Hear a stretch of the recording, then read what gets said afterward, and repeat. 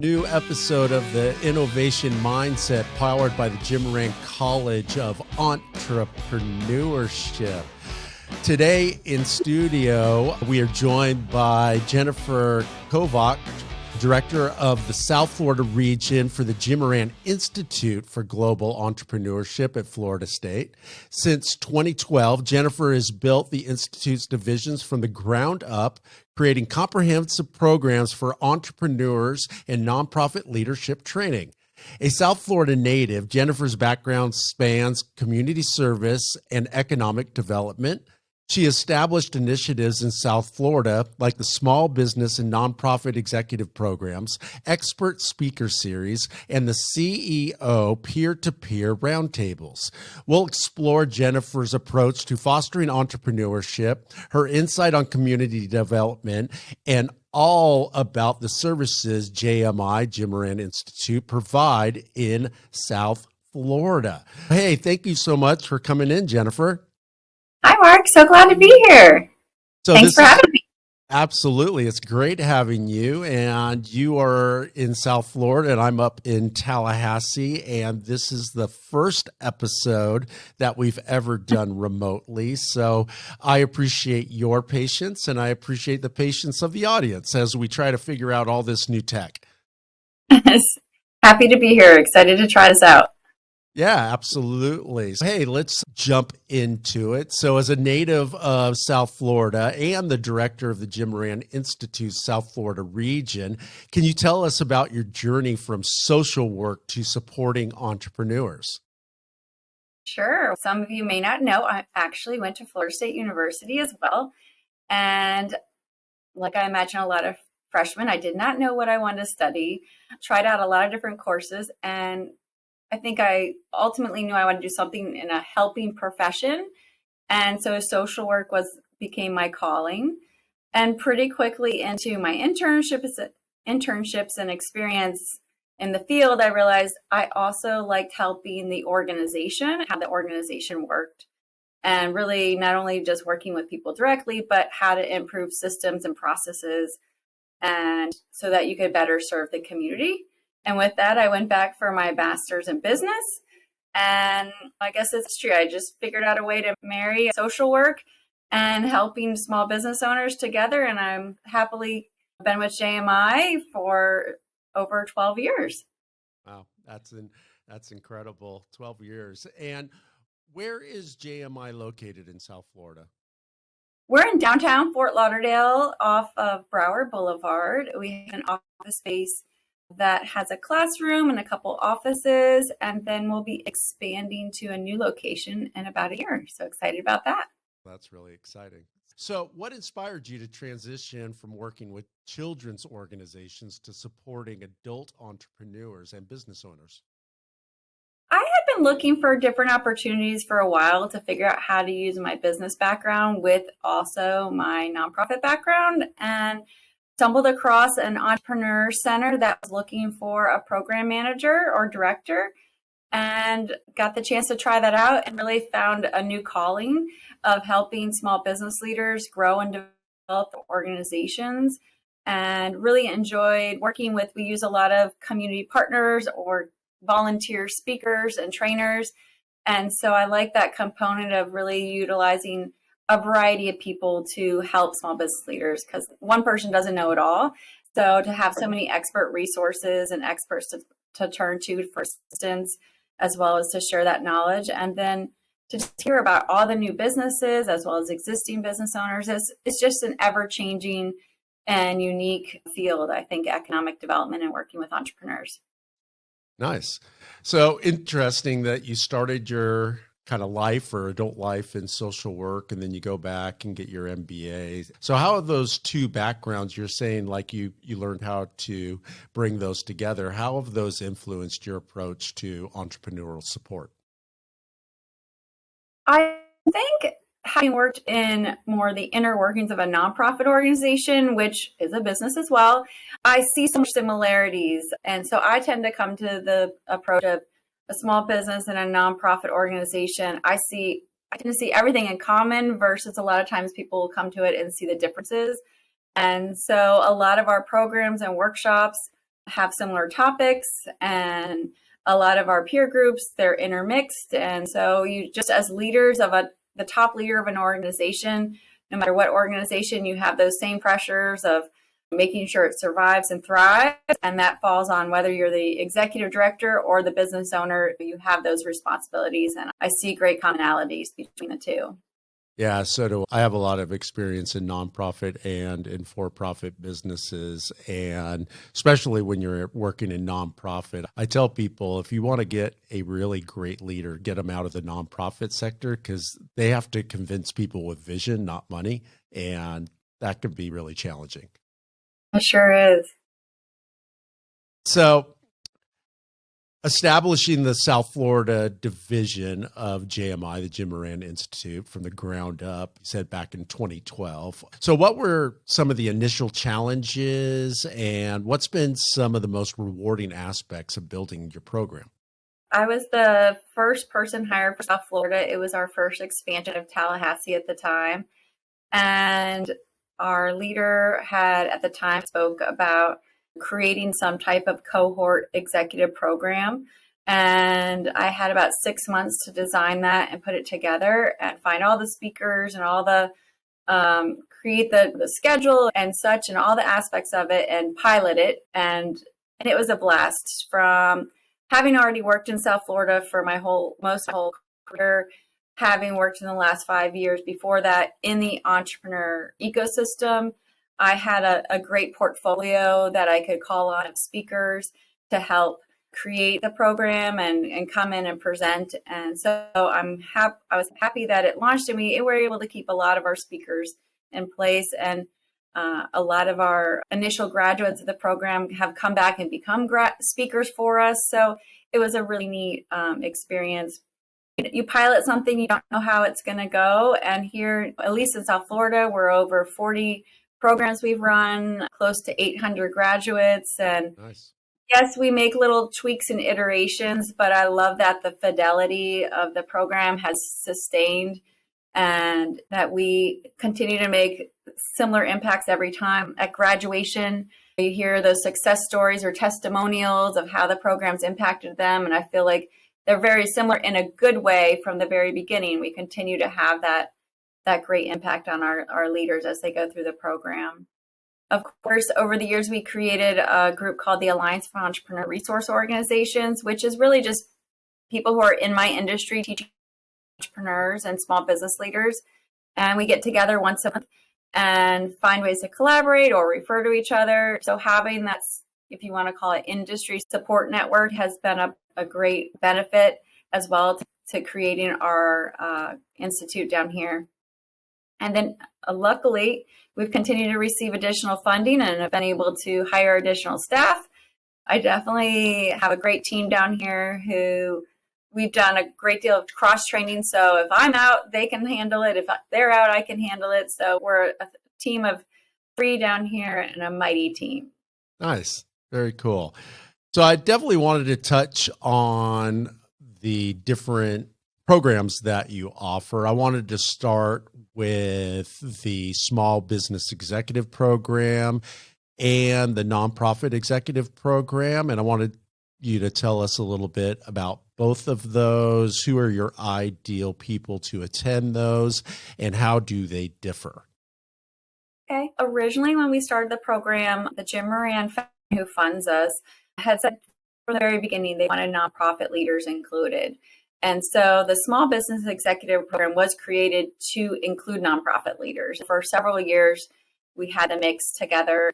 And so that curriculum was very similar. I originally really thought of it as like an MBA speaker series. So there's core topics of running a business, leadership, marketing, sales, finance, all those types. But we do target existing businesses. That's what we've done from the very beginning for our programs.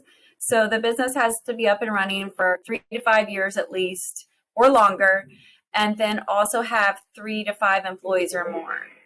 And so that, do you want me to start over? I don't know if you heard that. No, I heard it. It's good. Okay. No, there's a big motorcycle behind it. So I'll just. Okay. I didn't hear the motorcycle. Yeah. So our leaders have to be 3 years in business with 3 or more employees. and they have to be one of the top leaders. So some businesses obviously have multiple owners, but they need to be the key decision maker in the organization. So that just creates a unique tone when you walk in the classroom, that everybody's been up and running for several years. We're not on concept component. Will this work? Will it ever come to fruition? Everybody's ready to learn and make improvements in their organization. We built it so that it accommodates an entrepreneur that's running a business 9 to 5 every day, or does 10, 12-hour days. We only meet every 2 weeks on a Tuesday or Wednesday, depending on the program you're in. And the secret sauce really is to be in a room with your peers.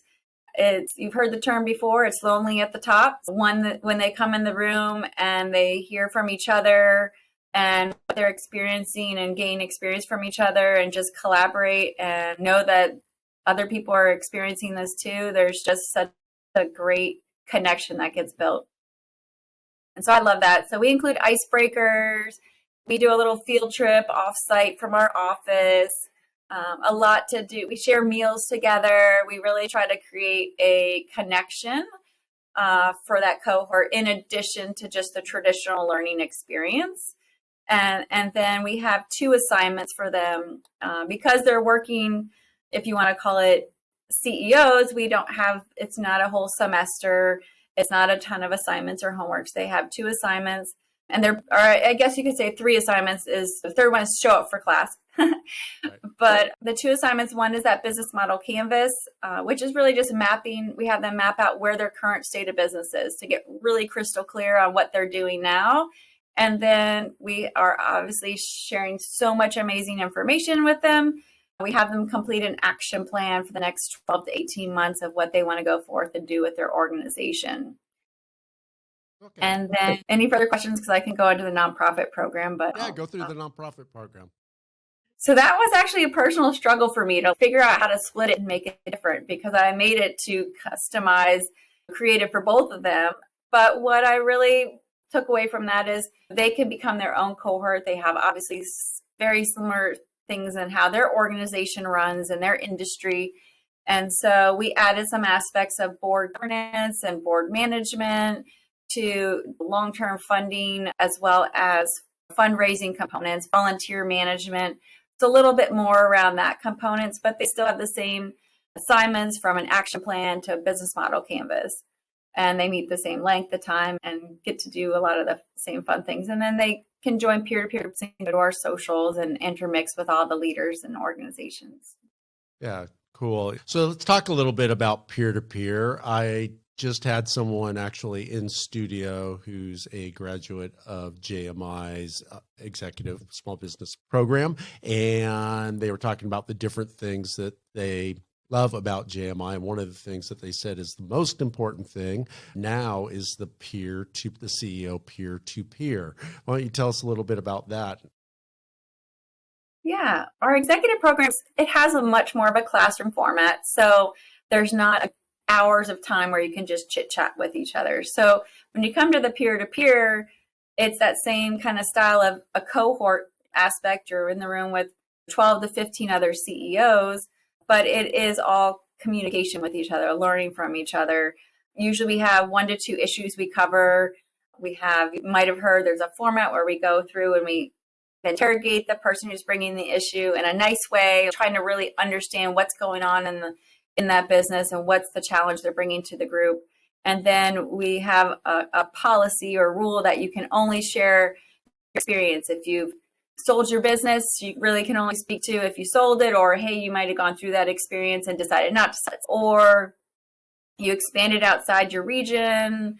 A lot of us right now are experiencing employee turnover or hiring. So what's working for you and hiring? Maybe it's, have you hired a staffing company? How did that go for you? And so if you never have used that or had that experience, you say pass, but you walk out of that room with probably 10 different leaders' experience and what worked, the good, the bad, and the ugly you get to hear from. And there's no pressure whether you use any of it or all of it. You just get to go back and apply that to your organization. And then for everybody in the room, there's great value, and you might not need that information today, but it might apply to your organization down the road. And it's definitely a great resource. A lot of people call it their informal advisory board for their company. No, that's great. And another great thing probably is it gives them somebody to call if they don't really even remember, and they can just call them and say, "Hey, how did that? Let's talk. Can you help me talk through this?" Yeah, and I do a lot of follow up with each other.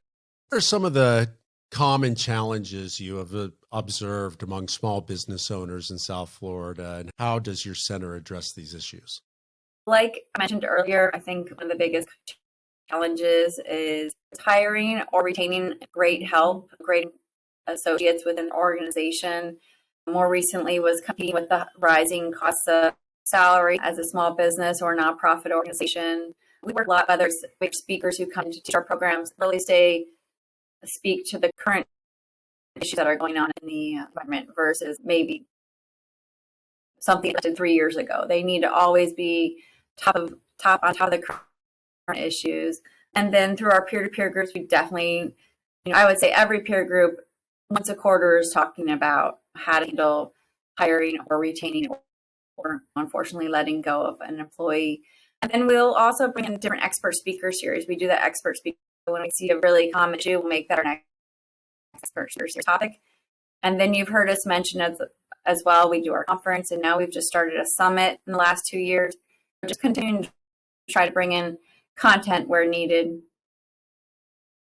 And I would hate to forget our air partners. They have our Alliance of Entrepreneur Resource Organizations, our industry partners in the community. They're doing so many workshops, seminars as well. So if we're not covering it, we're always sending out blasts, e-news blasts, or posting for about what our partners are doing so they can get additional help. That sounds like a really valuable program. Thanks for sharing that. So Yeah, I know that you guys have had lots of success stories. Does any one of those success stories just jump out, and could you share it? sure. I probably think of one of our early graduates who came through our program was a photographer. His name's David, and he had mostly events photography and some maybe headshots, a little projects here or there, and he had a couple subcontractor employees. And his success didn't come overnight. Even through the program, I would see him every other year or so. I'm like, how's it going? And he's, one day, Jen, I'm going to implement the things I plan to. And slowly but surely, I would see him and he brought on a business partner. He finally hired some full-time employees, was able to get to that place. They expanded from event photography to doing photography for a whole county and doing their media booklets that would go out.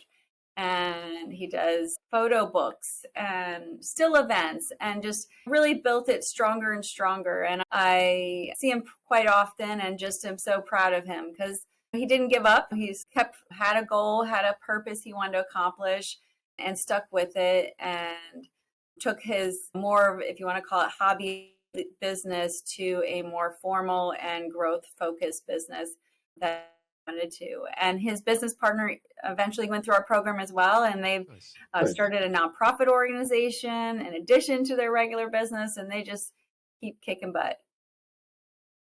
Super cool. Thank you for sharing that. I want to talk a little bit. I know that you're really involved in the South Florida entrepreneurial ecosystem. So I wanted to touch base on some of the things that you're involved in. First one I wanted to talk about was the Alliance of Entrepreneurial Resource Organization, which I believe you're the chair of. Yes. And so what are some of the biggest opportunities and challenges for entrepreneurs in South Florida as you chair that organization? What I think has been great over the last 10 plus years, being South Florida, my hometown, is to see how much growth around entrepreneurship has taken place and just the energy and excitement around that. Different cities have started up educational programs to funding around those. We have pitch competitions. Some of our local universities have started taking it more serious as well and started creating incubator space.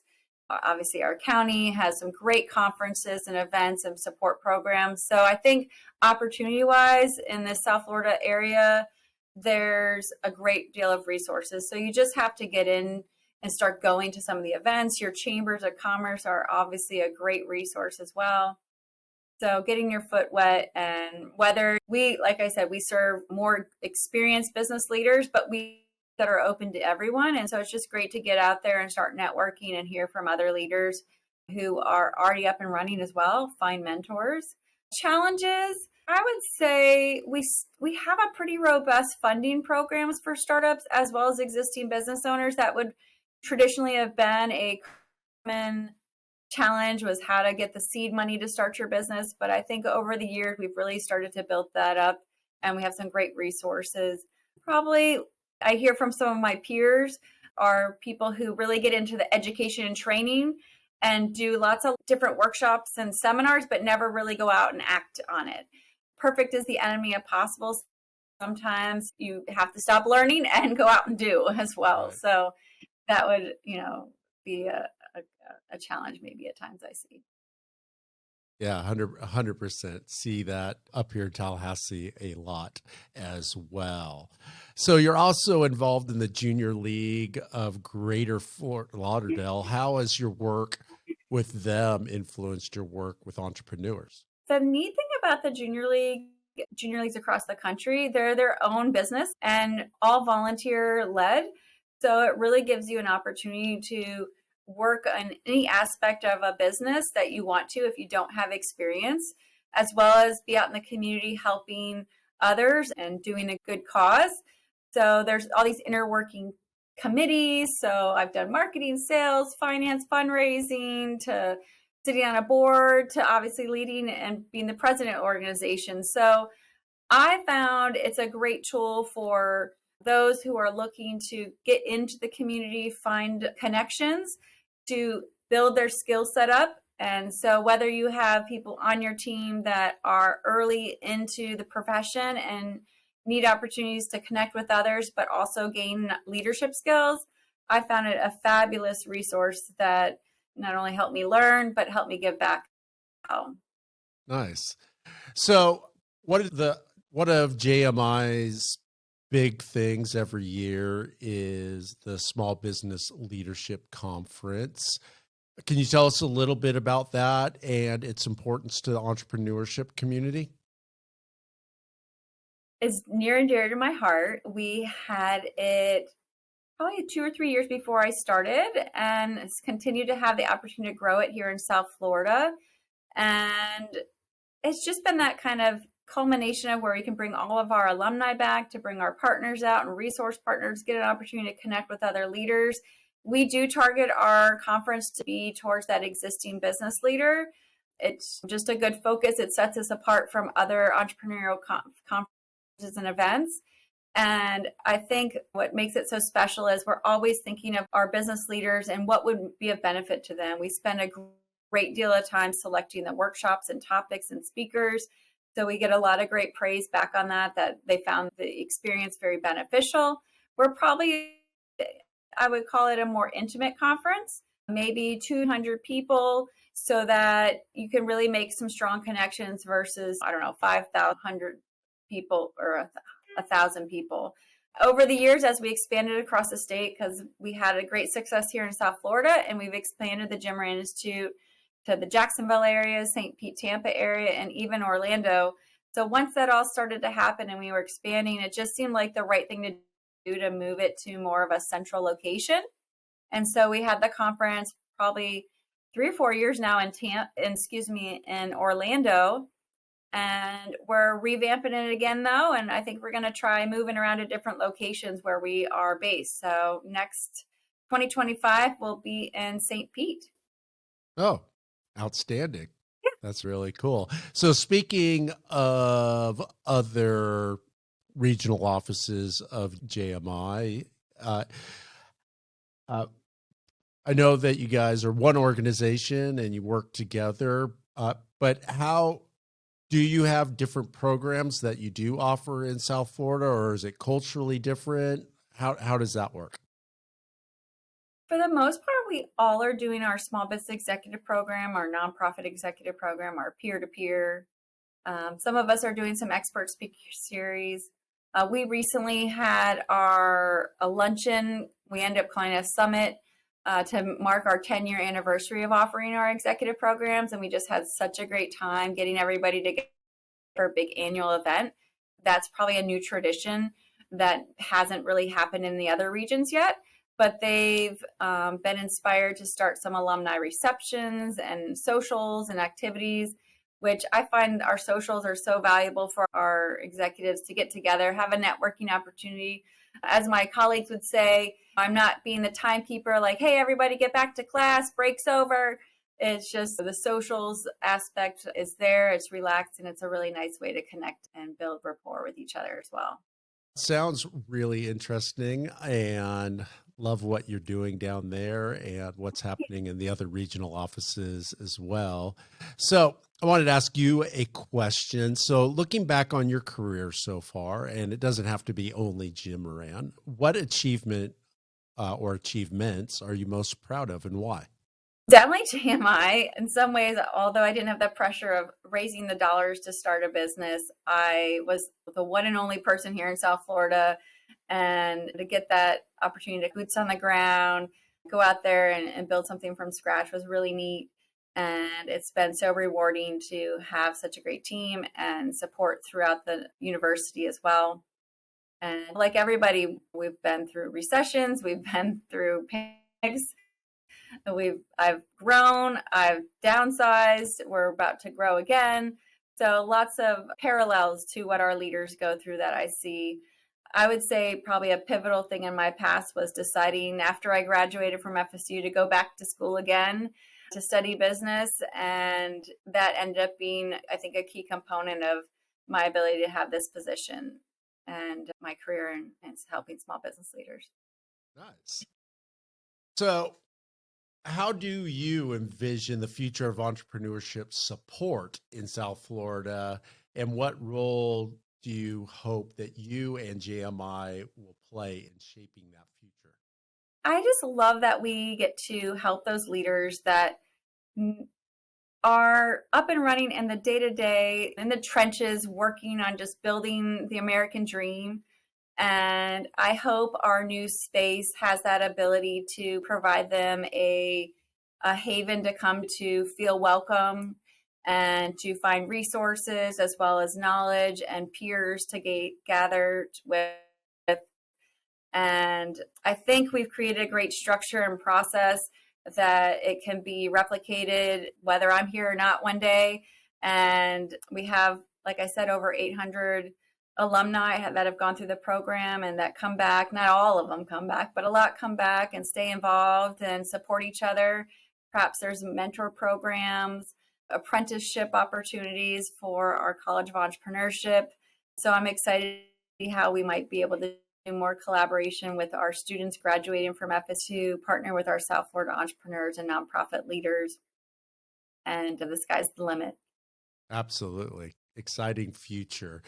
So I always like to end the podcast by asking my guest one question. And the question is, if you could tell an inspiring entrepreneur just starting their journey one thing, what would you tell them?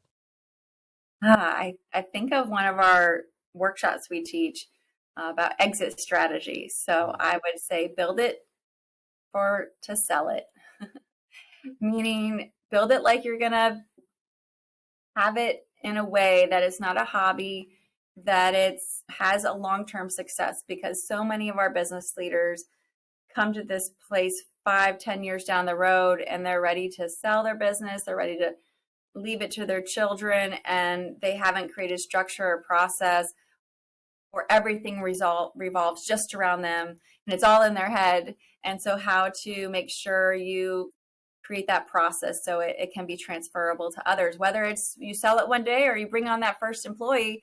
You got to be able to share that information that's in your head. And if you're organized from the beginning, it'll help you in the long run. Well, that is a great word. Jennifer, I appreciate your time.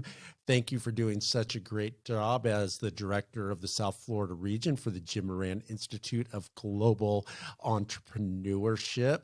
Just really appreciate you taking the time to join us remotely and being the first one to help us figure this out. So we'll get it all edited and we'll see what people think. And hopefully it was great talking to you. Hopefully the tech holds up to the conversation. Yes. So glad I got to be here, Mark. And it's so nice to talk to everybody. Absolutely. Hey, thank you for joining us at another episode of the Innovation Mindset. Hey, if you like this episode, please take the time to like it, share it, and definitely leave a comment. We love to read those and respond to those, and it really helps us with our content to bring you the best content that we can for you aspiring entrepreneurs. We will see you next time.